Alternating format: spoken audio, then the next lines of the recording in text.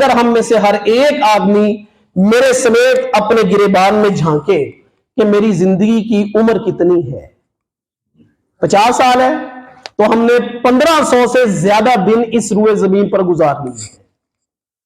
ان میں سے 15 سال آپ نابالغی کے اور غیر شعوری کے نکال دیں، 35 سال بھی اگر ہو تو 1000 دن سے زیادہ ہم نے دن گزار لیے ہیں۔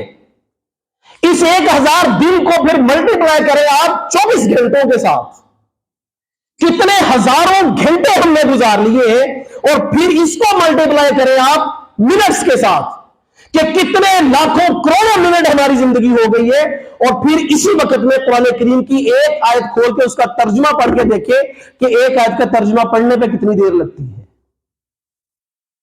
اپنے آپ کو جھنجھوڑیں ہم تنہائیوں میں،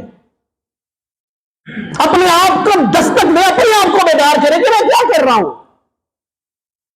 اتنی بے بہا قیمت، وَلَقَدْ يَسَّرْنَا الْقُرْآنَ لِلذِّكْرِ فَهَلْ مِن مُدَّكِرٍ، اللہ فرماتے ہیں سمجھنے کے لیے ہم نے قرآن کو، جو اس سے نصیحت لینا چاہتا ہم نے بڑا آسان کر دیا ہے۔ کوئی روئے زمین کی کتاب ایسی نہیں کہ جو آدمی عربی بول تو سکتا ہے لیکن اگر اس نے اپنے معاشرے میں پڑھنے کی تعلیم لینی تو وہ قرآن کتاب صحیح پڑھ دے۔ ہماری پنجابی پڑھا کے دیکھیں ذرا، میرے سمیت کتنوں کو پڑھا کے دیکھیں وہ کتنی روانگی سے پڑھ لے گا۔ جو پنجابی سبجیکٹ نہیں پڑھا جائے گا جب تک وہ اس پر محنت نہیں ہوگی، اسی طرح جب تک ہم قرآن کریم کے ان معانی کو، ان مفاہیم کو جب تک ہم نہیں سمجھ لیتے تو مجھے کیسے پتا چلے گا کہ میرے ہاتھوں نے کیا کرنے کا اللہ نے حکم دیا ہے، میری آنکھوں کو اللہ نے کیا کرنے کا حکم دیا ہے، میرے کانوں کو اللہ نے کیا سننے کیا نہ سننے کا حکم دیا ہے، میرے پاؤں کو کیا چلنے کا اللہ نے کیا حکم دیا، کس سے منع کیا ہے۔ تو اس لیے ایک ایک بات کو ذرا غور کر کے دیکھیں، کتنی سی سادہ سی بات ہے۔ آج کا خطبہ جمعہ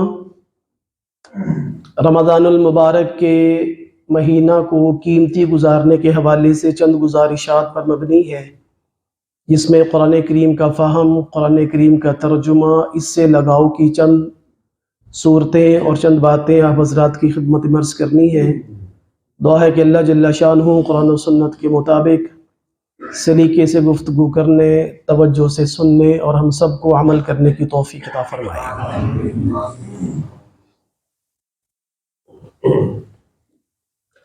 اللہ تعالیٰ نے انسان پر بے شمار نعمتیں فرمائی ہیں، اس میں انسان کے اپنے وجود سے تعلق رکھتی ہیں، کچھ انسان کے ارد گرد کے ماحول سے تعلق رکھتی ہیں۔ انہی نعمتوں میں سے ایک نعمت اللہ تعالیٰ نے اس کو کتاب ہدایت یعنی قرآن کریم کی شکل میں نزول فرما کر انسانیت پر ایک نعمت اور ایک کتاب ہدایت کے طور پر یہ بہت بڑا احسان فرمایا ہے۔ آج کا خطبہ جمعہ معلوماتی نہیں ہے، فکر انگیز ہے، عملی زندگی سے تعلق رکھتا ہے، چھوٹے بڑے مرد عورت سب کے لیے یہ ہے۔ چند باتیں ایسی ہوتی ہیں جو جذبات سے تعلق رکھتی ہیں، لیکن آج کا جمعہ فکر سے تعلق رکھتا ہے کہ اس چیز کی سنجیدگی کو میں اور آپ اپنی زندگی میں اس کمی کو محسوس کر کے ہم اس کی فکر کریں کہ قرآن کریم کی سمجھ اور قرآن کریم کا فہم اللہ تعالیٰ ہمیں عطا فرماتا ہے۔ دنیا کی یہ حقیقت ہے اور اس حقیقت سے کوئی انکار نہیں کر سکتا کہ ایک ہی دن میں سب سے زیادہ پڑھی جانے والی کتاب قرآن کریم ہے۔ لاکھوں کروڑوں افراد ایک ہی دن میں اس کی تلاوت کرتے ہیں، لیکن اس کے ساتھ ساتھ یہ بھی ایک مسلمہ حقیقت ہے کہ کتابوں میں سے سب سے مکمل کتاب قرآن کریم ہی ایک ایسی کتاب ہے جو بغیر سمجھ کے پڑھی جاتی ہے، اور دنیا کی کوئی کتاب ایسی نہیں ہے کہ جو آپ کو سمجھ نہ آ رہی ہو لیکن آپ پھر بھی اس کو مسلسل پڑھتے چلے جائیں۔ ایسا میں نے عرض کیا کہ حقیقت سے تعلق نہیں رکھتا ہے، لیکن قرآن کریم کی اس بابرکت کتاب کے ساتھ بغیر فہم اور بغیر سمجھ کے پڑھنے کا جو معاملہ ہے، یہ میں نے عرض کیا کہ ہمارے درمیان نسل در نسل اس کا سفر ہوتا چلا آ رہا ہے۔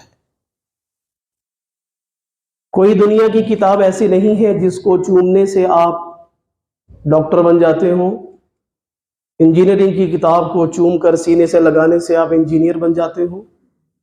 لا کی کتاب پڑھنے سے، چومنے سے، سینے سے لگانے سے آپ وکیل بن جاتے ہو؟ ایسا میں نے عرض کیا کہ معاشرے میں نہیں ہے۔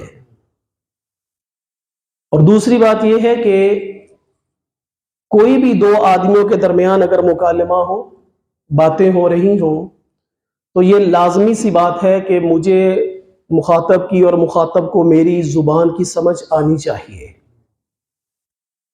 ایسا کبھی ممکن نہیں ہے کہ آپ کسی ایسے آدمی کے ساتھ بیٹھ کر گھنٹہ آدھا گھنٹہ باتیں کرتے رہیں جس کی نہ آپ کو سمجھ آ رہی ہو نہ مخاطب کو سمجھ آ رہی ہو۔ لیکن میں نے عرض کیا کہ یہ حقیقتیں اور یہ کمیاں ہماری زندگی کا حصہ ہیں۔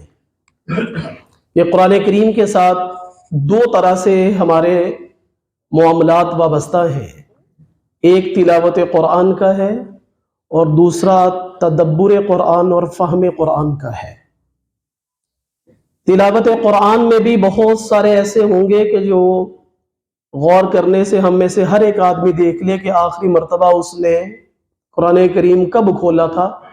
بڑے خوش نصیب ہیں وہ افراد جن کو اللہ تعالیٰ ہر روز اپنی کتاب کو پڑھنے کی، اس کی تلاوت کرنے کی توفیق عطا فرماتے ہیں۔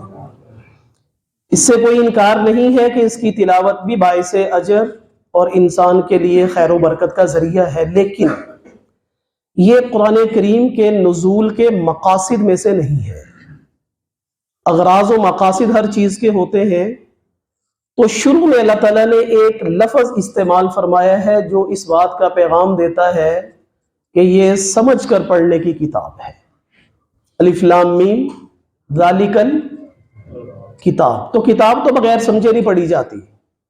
کتاب کہتے ہی اس کو ہیں جس کو آپ کے اندر سمجھنے کے جذبات، سمجھنے کی فکر اور سمجھنے کی آپ ذوق اور شوق رکھتے ہوں، پھر اس کو پڑھا جائے تو اس کو کتاب کہتے ہیں۔ آج کم قسمتی سے ہمارے معاشرے میں قرآن کریم کے فہم اور قرآن کریم کی سمجھ کو سمجھنے کے لیے فکر اور اس کے لیے طبیعت سنجیدگی میں کم نظر آتی ہے۔ دنیا کے معاملات کے لیے ہمارے بچے بائی برتھ گورے نہیں ہیں، انگریزی نہیں جانتے ہیں، حالانکہ انگریزی ان کو آ گئی ہے، محنت ہوئی ہے، ادارے محنت کرتے ہیں، استاد محنت کرتے ہیں، ماں باپ کو شوق ہے، اور اتنی انگریزی پر محنت کر لی گئی کہ اردو میڈیم بچے کہنے میں بھی اپنے لیے باعث عار اور شرم محسوس کرتے ہیں۔ اور اگر میں حقیقت کے انداز میں یہ کہوں کہ انگریزی پڑھنے لکھنے سے اگر آپ علم کا تعلق رکھتے ہیں تو علم نہیں آتا، ایک فن آتا ہے۔ زبان سیکھنے سے آپ اس چیز کے عالم نہیں بنتے، آپ کو زبان بات کرنے، بات سمجھنے کا ڈھنگ آتا ہے۔ تو ہمارے بچے پنجابی ہیں، اردو ہیں، لیکن اردو ان سے لکھوا کے دیکھیں کتنی آتی ہے۔ یہ اس بات کی فکر دلاتی ہے کہ ایک قوم نے ہمارے افکار پر، ہمارے ذہنوں پر، ہمارے ملک پر اتنی محنت کر دی ہے کہ سب سے لو پیڈ ٹیچر جو ہے وہ قرآن پڑھانے والا ہے ہمارے ہی سرکاری اداروں میں۔ تو یہ ایک تلخ حقیقتیں ہیں، یہ ایک ایسی زندگی کے اندر خلا ہے کہ جس کو اگر ہم نے پر نہ کیا، ماں باپ نے اس چیز کی فکر نہ کی۔ ہمارے تو اکثر استاد فرمایا کرتے ہیں نا کہ یہ دیکھو کہ آج کی نوجوان نسل اپنی اگلی نسلوں کے سیانے اور سمجھدار یہ ہوں گے جن کو اپنی پوری زبان سے بھی آشنائی نہیں ہے، نہ لکھنے سے، نہ ان کو کوئی بات تحریری طور پر۔ آپ میں سے کچھ پرانے حضرات بیٹھے، ہمارے یہ بزرگ حضرات، تو آپ کو اسکولوں میں درخواست لکھنے کا، مختلف محکموں کو درخواست لکھنے کا، خط لکھنے کا طریقہ سلیقہ سمجھایا جاتا تھا، لیکن اس نظر سے ذرا درخواست لکھوا کے دیکھیں تو وہی ایک بائی ڈیفالٹ جو چیزیں ہیں، سیٹنگ ہے، نام چینج کر دیں، وہ چینج کر دیں، کسی چیز کا فن کوئی نہیں ہے۔ تو قرآن کریم کی ایک زبان، قرآن کریم کی ایک سمجھ اس بات سے تعلق رکھتی ہے کہ میں زندگی کی جس بھی عمر کے حصے میں ہوں، میں اس بات کا عہد کروں، اس بات کی فکر کروں کہ सीजन के अंदर कोई भी आदमी अपने काम से गफलत नहीं करता। हर एक काम के अल्लाह ने सीजन रखे हुए हैं। वक्त आता है कि जिसमें वो काम उरूज पकड़ता है। अगर कोई काम करने वाला सीजन के अंदर भी गफलत में हो तो सारे ही कहते हैं कि पता नहीं इसके मामलात क्या हैं, क्या करने जा रहा है। तो आने वाला जो रमजान है ये कुरान करीम के समझने का एक सीजन है। कैसा बाबरकत महीना है कि अल्लाह ने खुद नाम लेकर कहा कि शहरु रमजान अल्लज़ी उन्ज़िला फ़ीहिल कुरान, कि हमने इस महीने के अंदर कुरान करीम को नाजिल किया है। हुदल लिन्नास व बय्यिनातिम मिनल हुदा वल फुरकान, कि ये कुरान करीम को जो हमने नाजिल किया है ये लोगों की हिदायत के लिए किया है। आपको चाइनीज नहीं आती, आपको इंग्लिश समझते सुनते भी कोई चीज नहीं आती तो फौरन जदीद दौर के लिहाज से गूगल पे सर्च करते हैं, डिक्शनरीज की तरफ रुजू करते हैं कि ये लफ्ज मुझे समझ आना चाहिए। लेकिन कुरान करीम की सर्च का माहौल हमारे घरों में नहीं है। बात समझ आनी चाहिए कि ये लफ्ज जो बोला गया है मुझे ये समझ नहीं आया तो गूगल का सहारा लेते हैं, डिक्शनरी का सहारा लेते हैं कि बात मुझे समझ आनी चाहिए कि ये वर्ड यूज क्या किया गया है। लेकिन कुरान करीम के कितने अल्फाज, मानी, मफाहिम हैं जो हमें समझ नहीं आते और हमने कभी इसकी रिसर्च के लिए, इसकी तहकीक के लिए अपने आप के अंदर ये दस्तक दी ही नहीं है। इस चीज से बिल्कुल मैंने अर्ज किया कि इनकार नहीं है कि ये बाइसे अजर भी है इसकी तिलावत, लेकिन मकसद ये नहीं है। इस जगह का मकसद इबादत है। मस्जिद के मकासिद का खास तौर पर जो एक गरज होती है वो ये होती है कि यहां पर अल्लाह की इबादत की जाए। हर चीज अपना कोई ना कोई मकसद रखती है, तो कुरान करीम मकसद ये रखता है कि आज हम टेक्नोलॉजी के दौर में देख लें कि जितनी भी आपकी इजादात आएंगी, आपको समझ आए या ना आए, उसके साथ एक छोटा सा किताबचा होगा जिसमें 2-3 बड़ी बड़ी जुबानों के मामलात होंगे, जिसमें उर्दू की बहुत कम मालूमात आएंगी। चाइनीज आ जाएगी, इंग्लिश आ जाएगी, किसी को समझ आए किसी को समझ ना आए, लेकिन बनाने वाले ने उसके साथ एक रहनुमाई के तौर पर यह बात बता दी है कि इस किताब को, इस बात को पढ़ोगे तो तुम्हें पता चलेगा कि तुमने इस चीज से फायदा कैसे उठाना है। इंसान कायनात की सबसे अजीम तरीन हस्ती, अल्लाह ने इसको अशरफ अल मखलूक के तौर पर जब मुतारफ करवाया तो इसके साथ फिर एक हिदायत नामा भी इसके साथ ही भेजा कि जिसके मुताबिक ये जिंदगी गुजारेगा। हाथ है, कान है, आंखें हैं, दिमाग है, पांव है, इन सब के लिए कुरान करीम में अल्लाह ताला ने हिदायत दी है। लेकिन मैंने अर्ज किया कि फहम के बगैर, समझ के बगैर आज हमारी नस्लें यहां तक हमने सफर कर लिया है। किताबुन अंज़लनाहु इलैका लितुखरिजन नास मिनज़्ज़ुलुमाति इलन्नूरि बिइज़्नि रब्बिहिम। फरमाते हमने कुरान को नाजिल इसलिए किया है ताकि ये तुम्हें अंधेरों से निकालकर रोशनी की तरफ ले आए। लेकिन हम तो टेक्नोलॉजी के साथ साथ अंधेरों के घटाटोप अंधेरों में चलते चले जा रहे हैं, इसलिए कि जिसने जुल्मात से निकालना था, जिसने अंधेरों से निकालना था, उसकी बात तो हमें समझ आती नहीं, ना हमने समझने के लिए, सीखने के लिए कभी उसकी कोशिश की है। कुरान करीम की फाहम का सबसे सादा सा और आसान सा पहलू यह है कि मैं और आप जिस भी साहिब इल्म पर एतिमाद रखते हो, मैं अक्सर ये बात किया करता हूं कि ये शैतानी धोखा है जो आम लोगों की जुबान पर आ जाता है। जी फिर किसकी बात माने, जी फिर क्या करें। तो बात इतनी नहीं है। मिसाल के तौर पर नमाज फर्ज है, इसमें किसी का इख्तिलाफ है? कोई मसलब, कोई आलिम, कोई जदीद स्कॉलर ये कहता हो जिन्होंने नमाज नहीं फर्ज, फर्जियत नमाज में तो किसी का इख्तिलाफ है ही नहीं। और हम फर्जियत को छोड़कर बहाने बनाते हैं। वो कहते हैं रफ़ा यदैन करो, ये कहते हैं रफ़ा यदैन ना करो, फिर क्या करे, किसकी माने। तो भाई दोनों के साथ होती है। नमाज में तो इख्तिलाफ हो रही, नमाज तो पढ़ो। तुम तो दोनों तरीकों से ही नहीं पढ़ रहे और बहाना ये बना रहे हो कि उलमा का तो इख्तिलाफ हो जाता है, जी फलां हो जाता है। तो नमाज की फर्जियत में तो इख्तिलाफ कोई नहीं। और फिर बातें वो इख्तिलाफ की हम बहाने के तौर पर पेश करते हैं कि जो हमारी जिंदगी की मुस्तकिल इबादत का हिस्सा नहीं होती। झूठ में किसी आलिम का इख्तिलाफ है, کہ کوئی عالم یہ کہتا ہو کہ نہیں جھوٹ بولنا جائز ہے. غیبت میں کسی عالم کا اختلاف ہے کہ نہیں غیبت کرنے وہ کہتے ہیں جائز ہو. بددیانتی میں کسی کا اختلاف ہے تو کہتا ہے کہ نہیں جائز ہے. ظلم کرنے پر کسی کا اختلاف ہے تو یہ کہتا ہے کہ نہیں ظلم کرنا جائز ہے. کسی کا حق مارنے پر اختلاف ہے, کسی کا کہ وہ کہتا ہے اس کا حق مار لو, اس کے چھین لو, جو بھی آتا ہے اس میں کوئی حرج نہیں. رشوت لینے میں کسی کا اختلاف ہے کہ وہ کہتا ہو کہ ہاں رشوت لے سکتے ہیں آپ, کوئی نہیں. سود کھانے میں کسی کا اختلاف ہے تو یہ کہتا ہو کہ آپ سود کھاتے رہے, کوئی بات نہیں. بدنظری میں کسی کا اختلاف ہے تو یہ کہتا ہو کہ نہیں آپ عورتوں کو برہنہ دیکھتے رہے, کوئی گناہ نہیں. تو جو ہماری 24 گھنٹے کی زندگی ہے, عبادات سے نکل کر جو زندگی ہے, ان باتوں کو ہم کون سے سمجھ لیتے ہیں اور مان لیتے ہیں. اس وقت میں جتنے بھی فتنے جدید شکل میں آئے, جیسے بھی آئے, یہ اللہ تعالیٰ نے اس دین کو قیامت تک کے لیے چلانا ہے. یہ سارا کچھ پہلے گزر چکا ہے اور آج ایک نئی شکل میں متعارف ہوتا ہے. وہ فتنہ پہلے کا ہوتا ہے. اس لیے معاشرتی وہ چیزیں جو ہماری اقدار, ہماری اخلاقیات, ہمارے رہن سہن سے تعلق رکھتی ہیں, میں وعدہ خلافی کروں گا تو کسی کا نقصان ہے, میں نماز نہیں پڑھتا تو میرا ذاتی نقصان ہے. لیکن یہ باتیں جہاں پر لکھی ہوئی ہیں, ان العہد کان مسئولا لا تقربوا الزنا انه كان فاحشا وساء سبیلا یأمرکم ان تؤدوا الامانات الى اہلها واذا حکمتم بین الناس ان تحکموا بالعدل. جہاں پر یہ چیزیں آپ کو سمجھ آئیں گی, اس بات کی تو ہمیں سمجھ آئی کوئی نہیں, اس کو کبھی ہم نے سمجھنے کی کوشش کی ہی نہیں.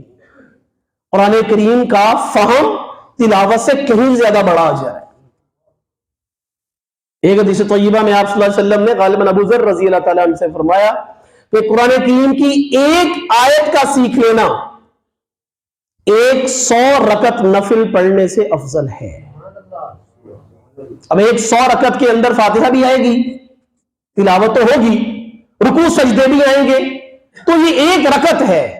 اور علم کا ایک باب, ایک چیپٹر کسی بھی حوالے سے ہو, وہ عملی زندگی میں ہو یا نہ ہو. جس طرح میں کوئی چیف جسٹس نہیں ہوں, کوئی جج نہیں ہوں, کوئی وکیل نہیں ہوں, لیکن بخاری شریف میں, قرآن کریم میں وکالت کے, انصاف کے احکامات ہیں, میں نے وہ پڑھے ہوئے ہیں. اگرچہ مجھے اس زندگی سے عملی طور پر واسطہ نہ بھی ہو, تو علم کا ایک باب سیکھ لینا, اس کے احکامات کا سمجھ لینا, یہ 1000 رکعت سے افضل ہے. تو سمجھنے کا اگر تلاوت پر تو 1 ارب 10 نے کی ہے, یہاں پر ایک چیپٹر پر, ایک آیت پر اتنی زیادہ 100 رکعت ہے, 1000 رکعت ہے. تو میری آپ حضرات سے گزارش یہ ہے, بچے ہمارے سارا کچھ پڑھ گئے, کر گئے, کسی گورے کی کتاب میں آپ نہیں دکھائیں گے کہ ماں کے ادب کا انہوں نے کوئی چیپٹر لکھا ہوگا. اور قرآن کریم میں اللہ نے اپنے آپ کو یوں بیان کیا, ماں باپ کے حقوق کے ساتھ, اپنی ذات کے بارے میں مختصر سی بات کی, وَقَضَى رَبُّكَ أَلَّا تَعْبُدُوا إِلَّا إِيَّاهُ وَبِالْوَالِدَيْنِ إِحْسَانًا. پہلی بات اللہ نے اپنی ذات کے بارے میں فرمائی کہ تیرے رب کا یہ اٹل فیصلہ ہے, اللہ تعبدوہ, کہ عبادت کے لائق اگر کوئی ذات ہے تو وہ صرف ایک اللہ وحدہ لا شریک ہے. اس سے آگے آئے دیکھے ذرا کہ کیا ہے, اللہ تعبدوا الا ایاہ وبالوالدین احسانا اما یبلغن عندک الکبر احدہما او کلاہما فلا تقل لہما اف ولا تنہرہما وقل لہما قولا کریما. یہاں تک بھی آیت پوری نہیں ہوئی ابھی تک, اور اللہ نے اپنی ذات کے بارے میں صرف یہ کہا وَقَضَى رَبُّكَ أَلَّا تَعْبُدُوهُ, بس کہ تیرے رب کا فیصلہ ہے کہ عبادت اللہ ہی کی ہوگی. آگے سارا کچھ اللہ یہی بتا رہے ہیں کہ جو قرآن کریم کو سمجھ لے گا, جو قرآن کریم کے ترجمے پہ غور کر لے گا, جو قرآن کریم کے معانی کو سمجھ لے گا, وہ اس کو یہ بات سمجھ میں آ جائے گی کہ ماں باپ کے اللہ تعالیٰ نے کتنے حقوق بیان کیے ہیں. إِلَّا إِيَّاهُ وَبِالْوَالِدَيْنِ إِحْسَانًا, والدین کے ساتھ احسان حسن سلوک کرو. اما یبلغن عندک الکبر احدہما او کلاہما, دونوں یا دونوں میں سے کوئی ایک بڑھاپے میں چلے جائیں تو فلا تقل لہما اف, ان کی کسی بات پر یہ نہ کہو کہ ابا جی بس اب بوڑھے ہو گئے نا اس لیے ایک ہی بات کی رٹ لگاتے رہتے ہیں, ایسا نہ کہو. ولا تنہرہما, سخت زبان سے ان کے ساتھ گفتگو نہ کرو. وقل لہما قولا کریما, ایک انتہائی نرم اور سلیکٹو انداز میں ان کے سامنے اپنی گزارش پیش کرو. اور اللہ کے حضور میں یہ کہو وَقُلْ رَبِّ رَحَمْهُمَا كَمَا رَبَّيَانِي صَغِيرًا, کہ اللہ جس طرح میرے ماں باپ مجھ پر بڑے مہربان، بڑے شفیق، بڑے ہی ہمدرد تھے، میرے کھانے، میرے اوڑھنے، میرے پینے، میرے رونے کا ماں کے دل کے ساتھ اتنا تعلق تھا کہ میرا رونا ماں کو بتاتا تھا کہ میں کس وجہ سے رو رہا ہوں، بھوک سے رو رہا ہوں، یا مجھے کوئی تنگی ہے، یا مجھے گرمی ہے، یا مجھے سردی ہے۔ تو جس طرح انہوں نے میرے ساتھ بھلائیاں کی، اللہ تو ان پر بھی اپنی رحمت کاملہ کا نزول فرما۔ تو یہ تو قرآن پڑھنے سے آئے گا۔ اور سب سے خطرناک چیز، اب یوں تصور کرے، ہم میں سے ہر ایک آدمی آنکھیں بند کر کے تصور کرے کہ وہ اسی طرح آج اسی وقت میں دنیا سے چلا گیا، رخصت ہو گیا، اور کل قیامت کا دن ہے، اور اللہ کے رسول صلی اللہ علیہ وسلم قرآن کریم میں اللہ نے فرمایا وقال الرسول یا رب ان قومی اتخذوا هذا القرآن مہجورا۔ اللہ تعالیٰ فرماتے ہیں کہ رسول اللہ صلی اللہ علیہ وسلم کہیں گے کہ اے اللہ، ان قومی، یہ میری قوم ہے، اتخذوا هذا القرآن مہجورا، ان لوگوں نے، اس میری قوم نے قرآن کریم کو پس پشت ڈالا ہوا تھا۔ کل قیامت کا دن ہے، اور یہ شکایت اور یہ شکوہ اللہ کے حضور میں آپ صلی اللہ علیہ وسلم پیش کر رہے ہیں۔ علماء نے یہاں پر ایک بات بڑی شاندار لکھی ہے کہ سب سے پہلے میرے نبی یہ بات تو کریں گے قریش مکہ کے بارے میں، مشرکین مکہ کے بارے میں، کہ اللہ انہوں نے قرآن کو چھوڑا۔ پھر آئے گا اس امت کا قیامت تک کے لیے وہ فرد، وہ مرد، وہ عورت، وہ جوان، وہ بوڑھا، وہ پڑھا لکھا، وہ ان پڑھ، کہ جس کے بارے میں اللہ کے رسول یہ کہیں گے کہ انہوں نے قرآن کریم کو پس پشت ڈالے رکھا۔ تو علماء نے لکھا کہ مشرکین مکہ تو قرآن کو مانتے ہی نہیں تھے، وہ تو نعوذ باللہ کہتے تھے کہ آپ صلی اللہ علیہ وسلم خود ہی اس کو گھڑ لیتے ہیں، وہ تو کہتے تھے کہ نعوذ باللہ آپ صلی اللہ علیہ وسلم خود ہی رات کو سوچ کر صبح کو آ کر ہمیں کہہ دیتے ہیں کہ جبریل میرے پاس آیا ہے۔ تو وہ تو مانتے نہیں تھے، انہوں نے نہیں سمجھا۔ میرا نبی یہ شکوہ ان کے بارے میں قرآن کریم میں ہے کہ اللہ کے حضور یہ پیش کرے گا، اور جو کلمہ گو ہیں انہوں نے قرآن کو مانا ہے، یہ تو یہ سمجھتے ہیں کہ یہ قرآن اللہ کی کتاب ہے۔ تو پھر جو مان رہا ہو، جو مان کر بھی نہ سمجھ رہا ہو، اس کے بارے میں شکوہ پھر زیادہ مضبوط ہو جائے گا۔ اس لیے قرآن کریم کی کوئی ایک آیت بھی، 6666 آیات ہے، مشہور قول ہے، لیکن جو قرآن کریم ہمارا ہے اس میں ایسے نہیں ہے، اس میں آیات اور ہیں، غالباً 6236 6236 آیات ہے۔ اختلاف ہے کہ کہاں پر وقف ہوا، آیت شمار کیا گیا، کسی کا نہ ہوا اس کو شمار نہیں کیا، لیکن بہرحال اگر ہم میں سے ہر ایک آدمی میرے سمیت اپنے گریبان میں جھانکے کہ میری زندگی کی عمر کتنی ہے، 50 سال ہے، تو ہم نے 1500 سے زیادہ دن اس روئے زمین پر گزار لیے ہیں۔ ان میں سے 15 سال آپ نابالغی کے اور غیر شعوری کے نکال دیں، 35 سال بھی اگر ہو تو 1000 دن سے زیادہ ہم نے دن گزار لیے ہیں۔ اس 1000 دن کو پھر ملٹی پلائی کریں آپ 24 گھنٹوں کے ساتھ، کتنے ہزاروں گھنٹے ہم نے گزار لیے ہیں، اور پھر اس کو ملٹی پلائی کریں آپ منٹس کے ساتھ کہ کتنے لاکھوں کروڑوں منٹ ہماری زندگی ہو گئی ہے، اور پھر اسی وقت میں قرآن کریم کی ایک آیت کھول کے اس کا ترجمہ پڑھ کے دیکھیں کہ ایک آیت کا ترجمہ پڑھنے پہ کتنی دیر لگتی ہے۔ اپنے آپ کو جھنجھوڑیں ہم تنہائیوں میں، اپنے آپ کو دستک دیں، اپنے آپ کو بیدار کریں کہ میں کیا کر رہا ہوں۔ اتنی بے بہا قیمت، وَلَقَدْ يَسَّرْنَا الْقُرْآنَ لِلذِّكْرِ فَهَلْ مِن مُدَّكِرٍ، اللہ فرماتے ہیں سمجھنے کے لیے ہم نے قرآن کو، جو اس سے نصیحت لینا چاہتا ہم نے بڑا آسان کر دیا ہے۔ کوئی روئے زمین کی کتاب ایسی نہیں کہ جو آدمی عربی بول تو سکتا ہے، لیکن اگر اس نے اپنے معاشرے میں پڑھنے کی تعلیم لینی تو وہ قرآن کتاب صحیح پڑھ دے۔ ہماری پنجابی پڑھا کے دیکھیں ذرا، میرے سمیت کتنوں کو پڑھا کے دیکھیں، وہ کتنی روانگی سے پڑھ لے گا؟ جو پنجابی سبجیکٹ نہیں پڑھا جائے گا جب تک وہ اس پر محنت نہیں ہوگی۔ اسی طرح جب تک ہم قرآن کریم کے ان معانی کو، ان مفاہیم کو جب تک ہم نہیں سمجھ لیتے، تو مجھے کیسے پتا چلے گا کہ میرے ہاتھوں نے کیا کرنے کا اللہ نے حکم دیا ہے، میری آنکھوں کو اللہ نے کیا کرنے کا حکم دیا ہے، میرے کانوں کو اللہ نے کیا سننے کیا نہ سننے کا حکم دیا ہے، میرے پاؤں کو کیا چلنے کا اللہ نے کیا حکم دیا، کس سے منع کیا ہے۔ تو اس لیے ایک ایک بات کو ذرا غور کر کے دیکھیں. کتنی سی سادہ سی بات ہے. اللہ تعالیٰ فرماتے ہیں کہ جو ناکام ہو گیا فمن زحزح عن النار، جو دوزخ میں جانے سے بچا لیا گیا، دوزخ میں وہ نہ گیا، فقد فاز، تو حقیقی معنی میں کامیابی اس کا مقدر بنی ہے. اچھا جی، یہ قرآن کریم میں ہے. دوسری جگہ پر یہ ہے کہ داخل کیے ہو گئے دوزخ میں. سورہ مدثر کی آیات مبارکہ اللہ فرماتے ہیں دوزخیوں سے ما سلککم فی سقر، کیوں بھائی تم دوزخ میں کیوں آ گئے؟ تو کہیں گے لم نک من المصلین. سادہ سی بات کہ ہم نماز نہیں پڑھا کرتے تھے اس لیے ہم دوزخ میں آ گئے ہیں. اور ادھر کیا کہا جا رہا ہے کہ جو دوزخ سے بچ گیا وہ فقد فاز، حقیقی معنوں میں کامیاب یہ ہو گیا ہے. اب جب تک اس کی سنجیدگی کو نہ سمجھ کسی کو آ رہی ہو تو وہ نماز کے بارے میں سنجیدہ کیسے ہوگا؟ حضرت علی شیر خدا رضی اللہ تعالیٰ عنہ کا قول ہے، اہل علم سے بکثرت سنا کہ حضرت علی فرمایا کرتے تھے کہ جب میرا دل کرتا ہے اللہ مجھ سے باتیں کرے تو میں قرآن کریم کی تلاوت کرتا ہوں. اللہ مجھے اس میں کہتے ہیں اتم الحج والعمرۃ للہ، حج کرو، عمرہ کرو. اتم الصیام الی اللیل، دن بھر کا روزہ رکھو، جھوٹ نہ بولو، ظلم نہ کرو، زیادتی نہ کرو. اور جب میرا دل کرتا ہے کہ میں اللہ سے باتیں کروں تو پھر میں نماز پڑھتا ہوں.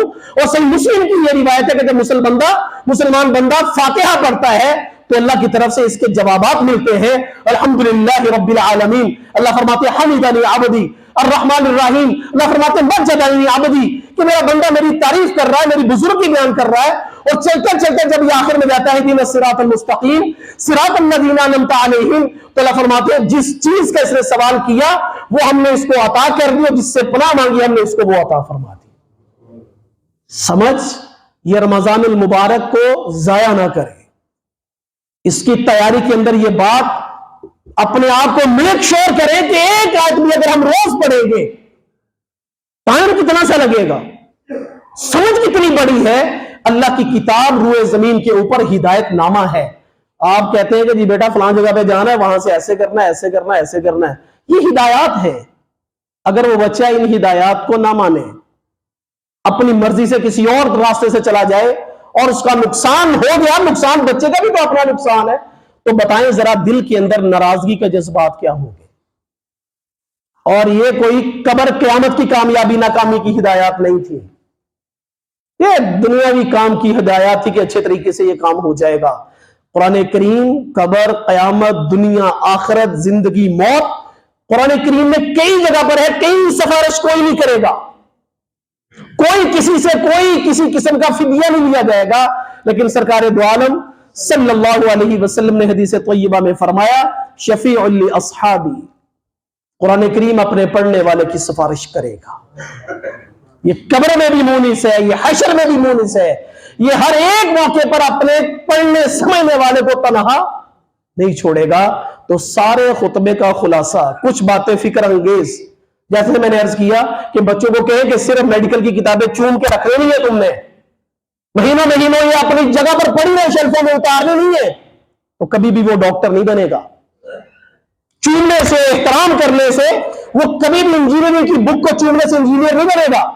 اسی طرح قرآن کو چومنا کرنا یہ تو احترام ہے. احترام سے ہم کامل مومن نہیں بنیں گے جب تک کہ ہم اس کتاب کو کھول کر جس طرح ڈاکٹر نہیں بن جاتے، جس طرح ہم انجینئر نہیں بن جاتے جب تک ہم اس کتاب کو پڑھے نہیں سمجھے نہیں.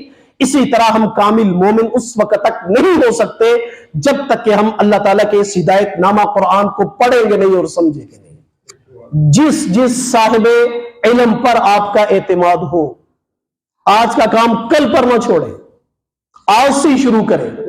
اس سنجیدگی کو اردو میں، انگلش میں، پشتو میں، ہر طرح میں آج کل تو تراجم ہو چکے.